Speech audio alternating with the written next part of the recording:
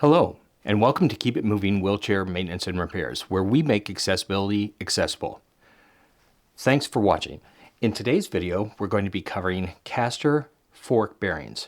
So the caster fork is what actually holds your front wheels on.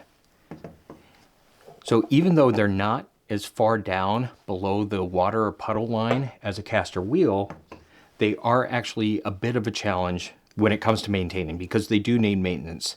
If these get seized up or gunked up, the grease dries out in the bearing, it'll cause issues with you being able to steer. So you want to replace these every 6 to 12 months, 12 months at the latest. Your rims, you can go about the same. These you should replace a lot quicker. Watch the video that goes into more detail about that. But today we're going to be covering caster forks from a range of different devices, as well as caster mounts, which is what's up here. Let me get that into camera better for you. So caster mounts there. And so this is from a Tylite Aero Z chair. This is actually a replacement fork in case my nephew ever needs anything. And we'll be demonstrating it on this because this is what a lot of common chairs have. And the big thing here is the bearings only come out of the top.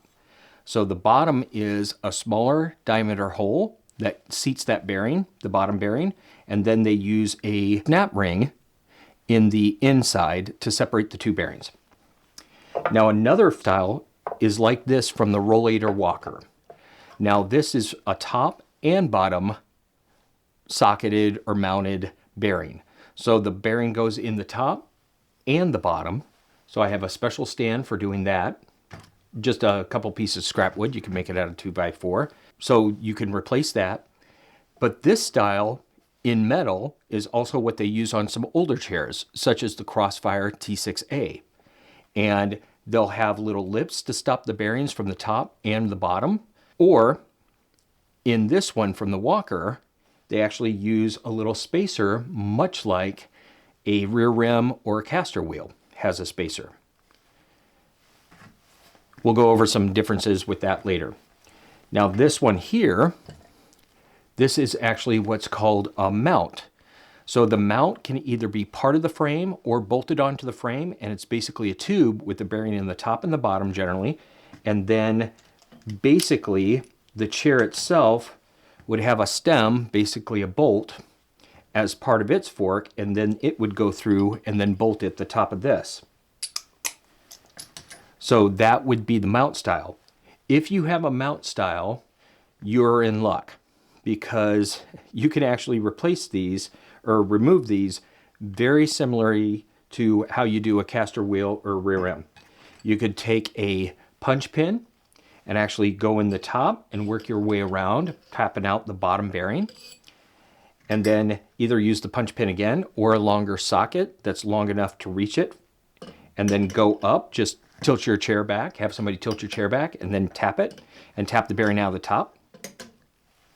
And then if you had the bicycle bearing press kit that I explained in the what tools to buy, I'll pin that video at the top, you could actually go ahead and press that in with that one, or since you don't have a lot of room generally, unless you want to unbuckle all this from it, you can make a simple hand press from a piece of threaded rod, a couple of threaded knobs, that's also in that video, and in the caster bearing video, and in a short that explains how to make this.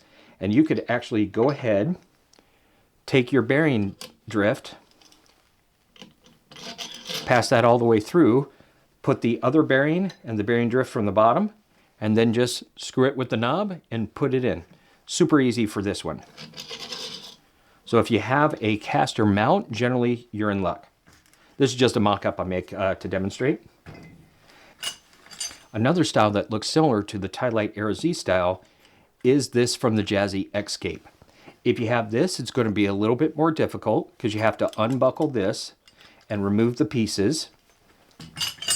And then you're left with this piece here. So you have a clip in the middle that hides the snap ring, very similar to how this one has a snap ring. But you can't get this off without removing that nut, or pardon me, you can't get this off without removing that bolt. But the challenge is the bolt itself actually has what's called a C-clip in there, right there at the bottom, plus a little spacer So this is a pain because that little spacer there, or that little washer, that keeps you from getting a C-clip tool deep in there. So watch some YouTube videos on how to use a screwdriver to get that C-clip off. And then you'd be able to now take this bolt off, be able to remove this top piece, to be able to get to the bearings that remove from the top, not from the bottom, because once you do all that, it's very similar to this style.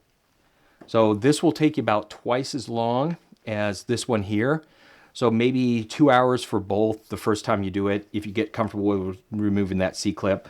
Once you do it once or twice, it'll take you half that time. But that's from the Escape. I believe Zippy. Zippy was that one. But we're going to be demonstrating it with this in today's video because this is the most common for a lot of manual wheelchairs, bearings that load from the top. Now the final one is from a power chair. So this is from the Jazzy or the Quantum.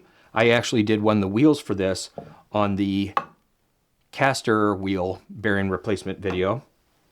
Watch that. It's very handy, and plus that's the one you have to replace the most.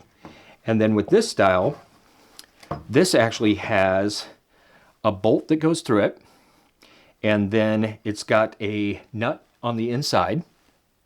I'll show you that. It's got a nut on the inside, a nut on the outside, and so if you take these off, at least this one, it makes this very easy to come off. Because you can either take something like a bicycle spanner and then be able to get in here and then tap it with a hammer, just work your way around. Or if you can take this whole piece off, you can go ahead and wedge that in a vise and then just tap on this and then have it push those off using your vise. Or you can use like a hole that's one size, or maybe a little slot that you can take it. So these are probably, next to the mount, these are probably the second easiest to replace once you get these pieces off. So you can even do it on power chairs too. You can replace these bearings. You just have to be able to look around, see what type of bearing, or watch the video that I posted that walk through how to use your manufacturer's website, your owner's manual, your parts manual if it's available, Southwest Medical or other websites that sell the replacement parts, or wheelchairbearings.com for a lot of different chairs will actually show which bearings you need. But in a lot of cases, you can actually, if you can get to it, you can actually look at the bearing and it will tell you what you need. But those websites will make it super easy. So we will concentrate on doing this one today, and we'll start that now. Now in this particular model, you actually have hexes on both sides. I believe they are 3mm. So to do this, you want to make sure that you have one Allen key for one side, and then another one. I prefer a ratcheting screwdriver, a stubby, and then you just go ahead and unscrew that. Now on some of these, both sides you'll need to unscrew. On this particular model, the screw is kind of bonded in, or the hex is bonded into this little axle, so only one side comes out. So don't panic if one side doesn't come out, and then you just pull this out. Now if this ever gets stuck, because if it's been a while, your axle could be swollen or seized in there, you could actually grab one of the smaller punch pins from the kits that I spoke about in the caster wheel bearing replacement video. I'll actually go ahead and pin that up there. You can actually use that to punch through this. One tiny little knock usually knocks this loose enough to get this out. I'll set that to the side. I'll go ahead and set this to the side. One thing though, before you take that off, you notice that I used some painter's tape, and I taped on the side that's dished in a little bit further. This one goes out a little ways. This one goes in a little ways. On these, that's where the longer spacer is. I do not have the spacers. I actually gave them to somebody who needed them. So the side that has the longer spacer, I usually tape the side of the rim and the side of the fork to make sure that I put it back together the right way. That way I don't have to think about it a lot later on. Plus, the first time I ever did this for my nephew with the Tylite Aero Z, with these rims, he has the exact same rims, I put the spacer on the wrong side, so I kept thinking I bent the fork I told you I'd go ahead and share lessons learned. So I had the spacer just on the wrong side. So everything was even, but it was like this, and I could not figure it out. I thought I broke something, and it was just the spacer was on the wrong side. So lessons learned, tape it. The one with the longer spacer, tape the rim, tape the fork, set it to the side, and then you'll be able to put this together no problem when it's time to put it back together. Then you would go ahead and use the right size socket on these Tylite Aero Zs and a lot of other chairs. It tends to be a 17 millimeter. Sometimes it is standard on some older chairs, but just find the socket that fits. And you may need a longer one because some of these, the actual piece of the stem that comes out is fairly long. So you just go ahead and unloosen that, and then you'll be able to take the fork off. So I'm going to do that. This is a little mock-up that I make for when I'm demonstrating because it's very hard to get a whole chair up here. And I did actually get rid of the chair that I had for demonstration purposes and gave it to somebody. So if any of you have a spare chair and you're in the Chicagoland area, I'd love to have it. Or if you know of one that's for sale pretty cheap. Okay, I'll go ahead and change this. And I'll just undo that. Take that off. If you notice, I got some different lighting for the side view and a slightly different camera. I had a little oops. Okay, then I'll take that off and move this stand to the side. This is the stand that I used to use for a lot of different years. So 1 3/8 hole, some larger holes for different things I was working on. 1 3/8 hole, 3/4 inch hole. So you could actually make a lot of your own tools. Now that we have this, we can actually start getting rid of the bearing in the top. Now this particular one, I'll hold it up to the camera. You can see that this is an R8. So I have a pack of R8 bearings, which will allow me to remove this. With this, what I have is my bearing removal stand, which is the same bearing removal stand I use for the rims, for the caster wheels. I think I might have used the 2x4 and a smaller one for those. But the whole reason I do the 1 3/8 inch Forstner bit, or you can use a spade bit, and then some sandpaper around a socket, and then just go in there and shave it just a little bit more, is because that is the diameter of these forks. So these caster forks from Tylite Aero Z chairs, I can put that in there and knock that out through the top, because these bearings only come out of the top. I could actually shave that. I think this, one thing about wood is it absorbs moisture, and I think this actually absorbs some moisture. This used to go in there pretty easy. But right there, I can get the fork in there enough to hold it. With some other stands or other things that you see out there, people put it in vices, which I don't like doing because you can mangle it. So just putting it in the top there, that allows you to get in. If you look, you can actually see that little space in between the two bearings. That is a snap ring. So I have some affordable snap ring pliers we'll be using shortly. Some more expensive ones. I'll tell you the difference there.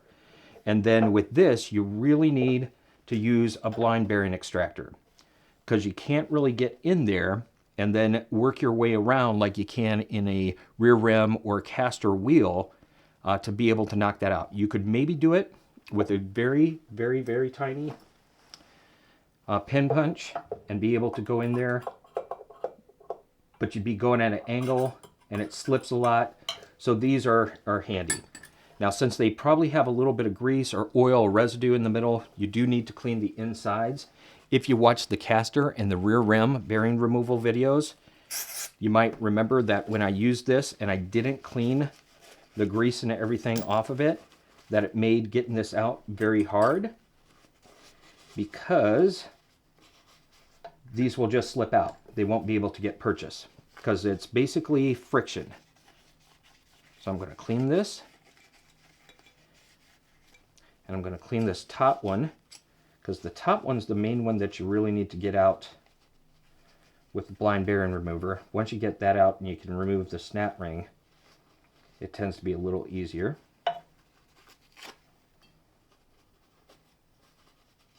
You know, look at all that dirt and muck and grease. I did have to use some WD-40 on here. This was actually a brand new fork. I got it as a spare just in case my nephew needed it for his chair. But it was new old stock, so that was in there really tight. All right.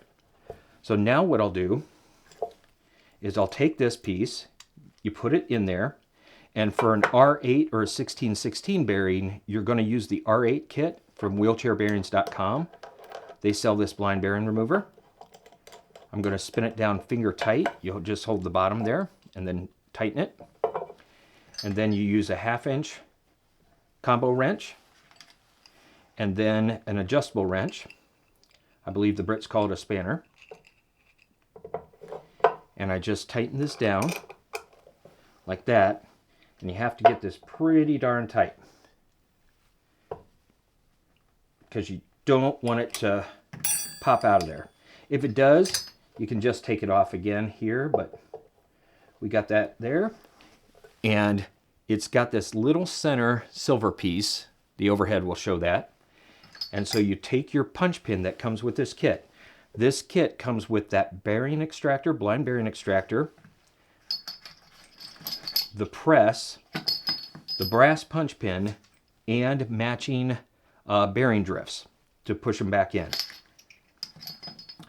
If you want to know more, watch the video I made on how to find what you need, what parts you need, and where to go to get it. I'm trying not to hit my camera, but I just tap that, tap that, tap that, and I think it's coming out.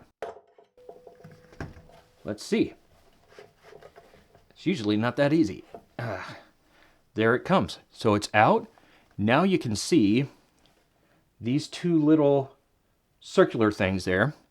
That is actually the snap ring that separates those two bearings. So let me grab this, get the bearing. Oh, dropped over here. And then that's the bearing there. Now this is also non-destructive, so if you use this instead of the other techniques and you're good at pulling out these seals and reapplying the grease, you know, cleaning the old bearings out, because all the dried caked grease, when it loses its oil or its liquid out of there, you can go ahead, repack these. I'm not good at that, so I don't do that. And then to get this off, you just loosen this, or you tighten this up again. You loosen the top. Oh, there we go. All right. You loosen this up, place that in the 3/4 inch hole, grab the pin punch,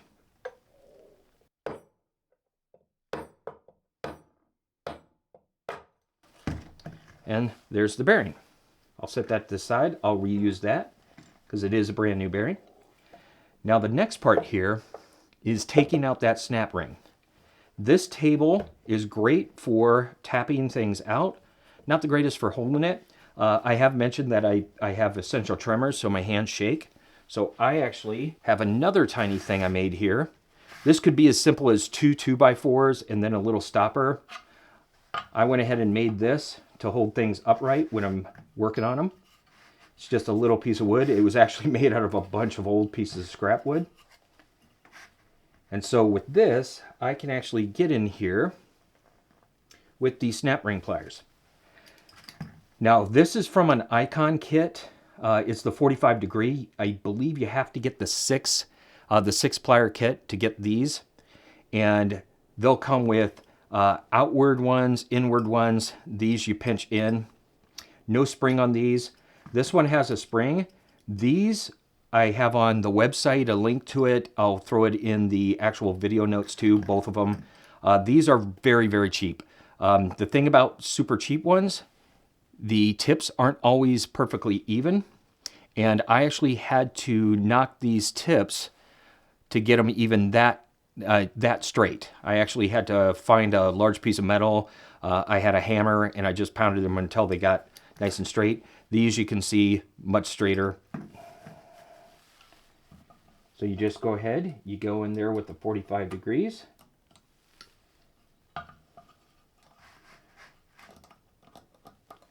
Hard to do this on camera.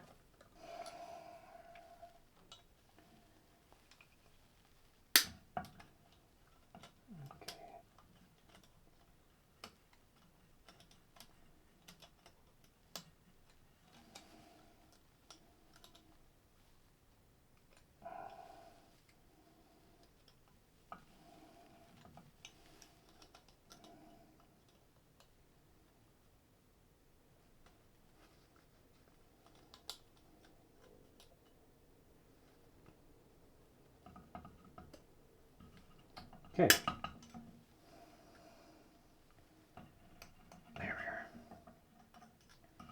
There we go.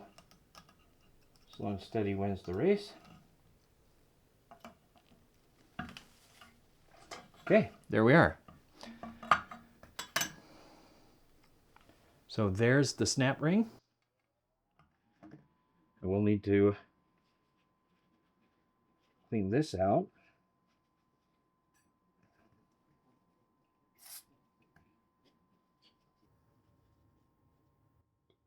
All right.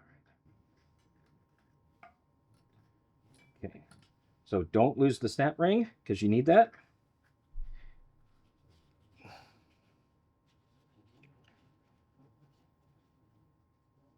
Now with this, for the bottom one, you can either use the blind bearing extractor again,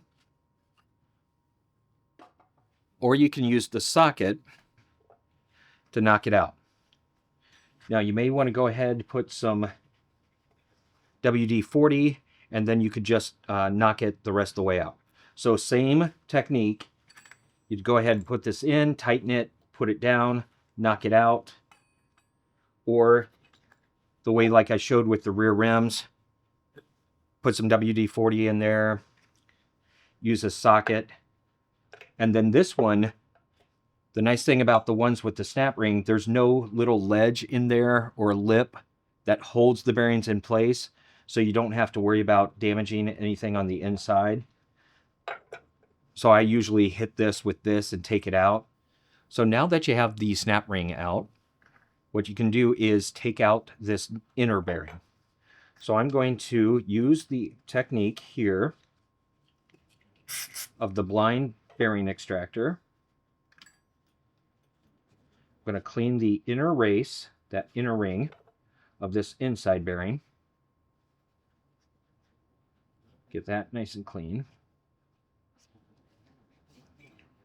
And if it's been a while since you've done it, you may want to do some WD-40. But if you do that, make sure you clean the inner race after that. I've made that mistake before. And I'll go ahead and put this in here. Almost made a mistake. You have to put it in from this end. This is not one of the ones that I showed you that you can actually take them out from the top and the bottom. This is strictly comes out of the top. So I have that there. I'll finger spin that. Tighten this again. So same process as before. Just a little bit more effort because we have to take this out further. About probably 3/4 of an inch or so. 1/2 inch wrench. 1/2 inch combo wrench. Hopefully it didn't just hit the camera with my head. All right, that nice and tight. All right, so I tightened that enough before the slip. And now we'll go ahead and tap it out of here. So line it up with the silver.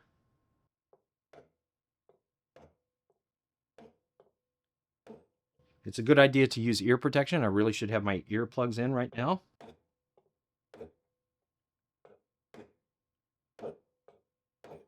Remember, this one has to go quite a ways.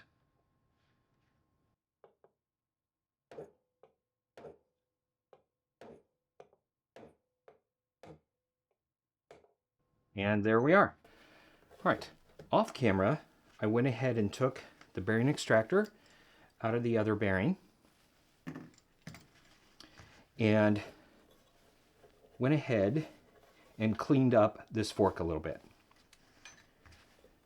Now to put the bearings back in, you use the bearing press and the drifts. So we have the grease and toothbrush, the snap ring, which we'll clean off. Get that nice and clean. Have that handy. The press itself with the handles.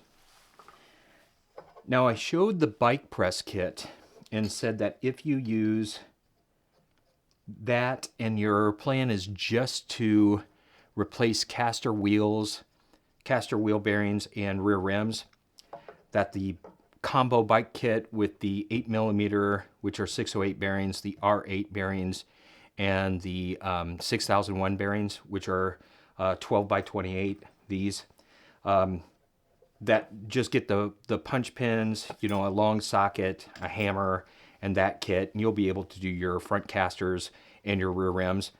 But for the fork bearings, highly recommend getting the matching kit from wheelchairbearings.com because of this shape of this handle too. I'll show you what's important about that soon.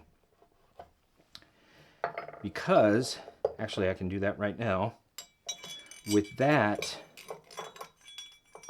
allows you to put this down here, because you notice how it's curved in a little bit. Let's actually have it go this way.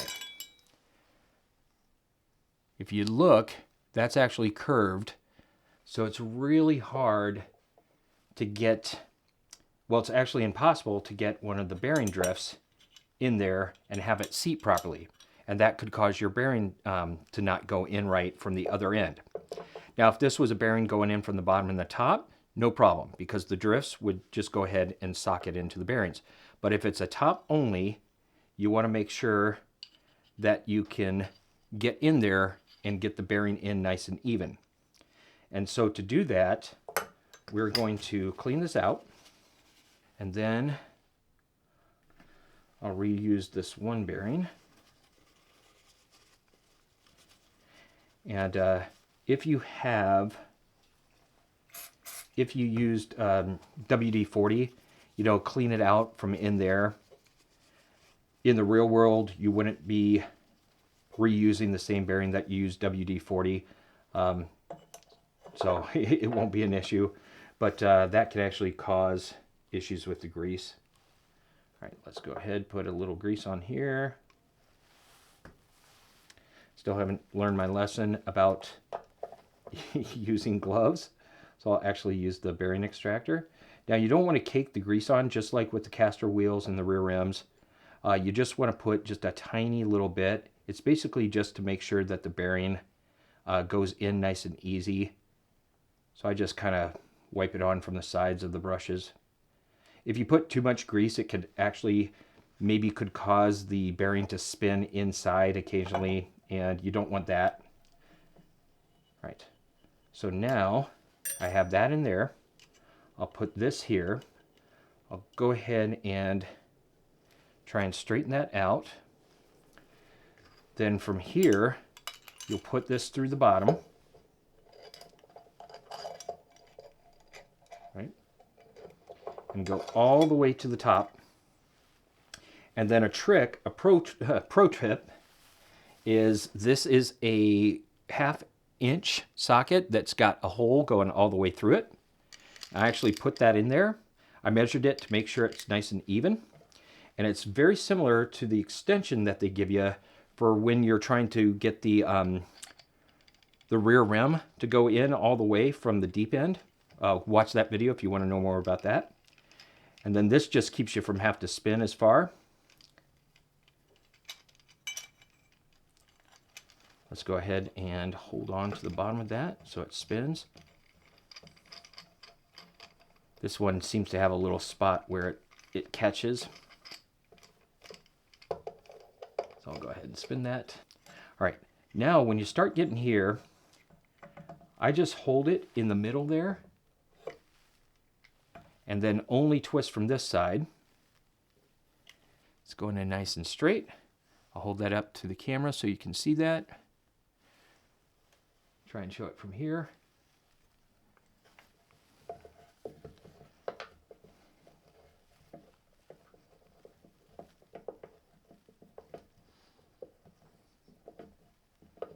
Now this one, this is the first bearing, so we're going in all the way down to the little lip there that stops it and keeps it from coming out of the bottom. It also can't come out of the bottom because that hole's smaller, but we'll just go until we stop. Now you know why I clean it out and then put a little grease on the side. Otherwise this is very hard to get it in.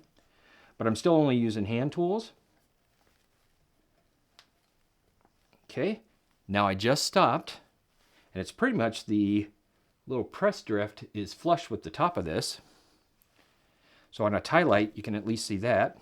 And then I'll just spin it like this. I'll probably spin it from the bottom. I'll go ahead and do it from this side. Whee! Right. Okay, I'm sorry. I'm such a goof today. Too much coffee and green tea. All right, so we got that off. The first time I did a tie light Arrow Z, I was so used to Crossfire bearings that go in from the top and the bottom, Crossfire T6As, that I got excited and I put the bearing in and realized I didn't have the snap ring that separates the two bearings. So if you have one with a snap ring on the inside, you need to go ahead and put this back in. So I'll grab the pair of snap ring pliers. You pinch it, you get it into the hole. You find that little gap there. You pinch this nice and tight. You get the back end in there, and then you place this part down. There we go. That's almost in. One side was, so I just have to do this right hand side. And there we go. Now the snap ring's back in. And now I can put in the other bearing. Now for this one, I'll use a new bearing.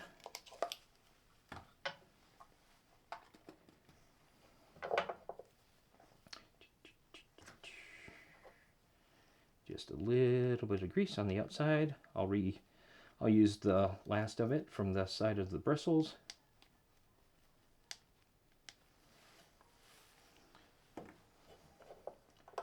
Okay, put that there. Put this through. Now I don't put any sort of extension on here because I'm really benefiting from having that be flat into the bottom of the fork.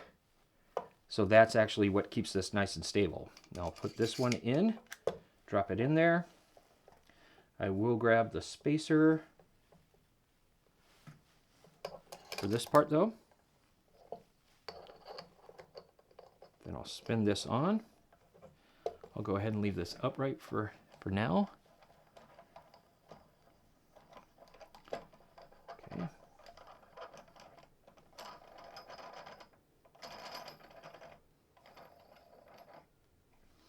Okay. I'll make sure that's nice and straight. That is straight. I'll start turning with the hand press. And boom, going in.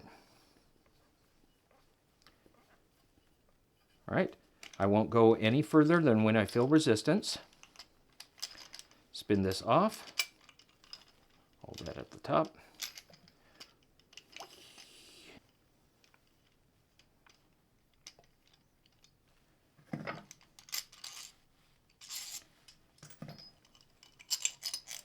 And now you have a caster fork with a top and bottom bearing, your snap rings back in, and it didn't take too many tools.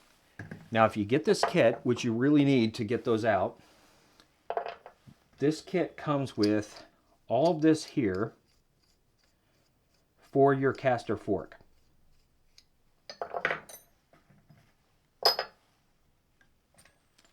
So it comes with the bearing extractor, the two bearing drifts, the handles, the threaded rod, a brass pin. You'll need to get a pair of snap ring pliers, which you can get very affordably on Amazon, but you may have to go ahead and fix some manufacturing mistakes. This 6-piece kit, I think at time of filming was around $85, $90 from Icon. Those are really good pliers. I go into this in more detail in the other video, but if you have rear rims that are R8, which is the majority of them, and then a caster fork that's 6001, then go ahead and get the kit that's for the 6001 because you can still use these bearing drifts in R8 rims. It's the same diameter on both of these. It's just that inner race diameter will have a little bit of play because it's 12 millimeters instead of 12.7. But the main thing is you need this to get the front caster bearings out easily. If it's from a top only section. Because remember, if you have one that is a top and bottom install, then you can actually just go ahead and use the drifts to press them in because you'd just be coming in from two directions. This one is from the Rollator Walker, but the Crossfire T6A had a metal version very similar to this. It had little lips to stop it, but this one from a Walker actually has a spacer, much like a caster wheel. So with these tools, you can get this kit. You get a hammer, a socket, a couple of little wrenches, and you're able to replace pretty much everything on your chair. If you get that bicycle kit or the caster fork, the caster wheel bearings, and then you make the little hand press that I showed you earlier and in the caster wheel thing, this is a couple bucks. You can replace pretty much almost every single thing on your chair and keep it rolling now and into the future.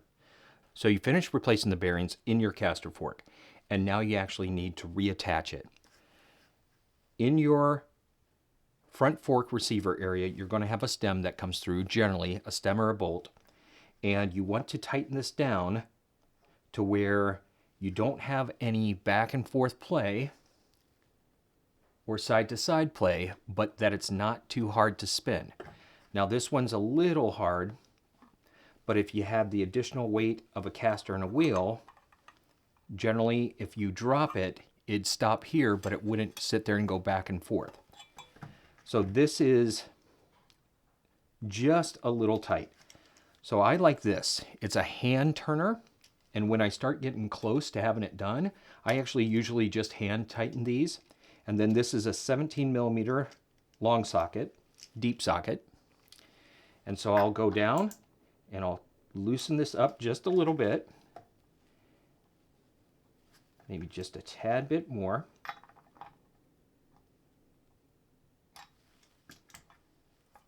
And there we go. Right about there. You can find some other videos there that are just about getting this right and how it drops. Some owner's manuals will actually tell you how much to tighten this. I haven't seen many that had like Newton meters or foot pounds or anything. So basically they just do it by feel, and that would be how you'd actually reattach this. Then you'd go ahead, take your caster wheel, then you'd take it, match up the side with the right spacer and the tape that you taped on it when you took it off. And then just put your axle back through with your spacers. I do not have the spacers right now. I gave those to somebody. Push it all the way through. Then just go ahead and tighten it on there. And the thing is, when you tighten it on, you should be okay. Finger tighten it. Usually on these, you notice that's out of ways.